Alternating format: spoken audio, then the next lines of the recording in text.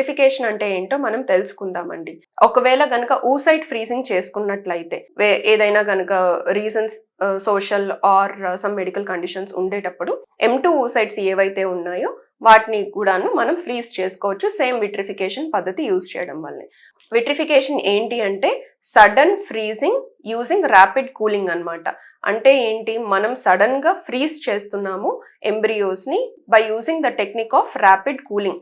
ఎలా చేస్తాము అంటే -2500 degree centigrade per minute is the cooling rate అండి. ఇలా చేసుకుని దాన్ని మనకి క్రయో ట్యాంక్స్ అని ఉంటాయి, will be maintained at -196 degree centigrade.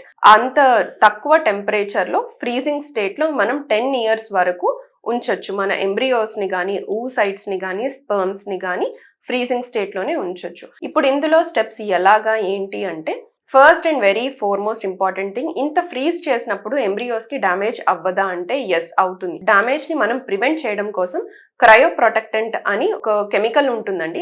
ఆ క్రయో ప్రొటెక్టెంట్ ని మనం యాడ్ చేస్తాం. క్రయో ప్రొటెక్టెంట్ లో మళ్ళీ మనకి 2 విధాలు ఉంటుంది.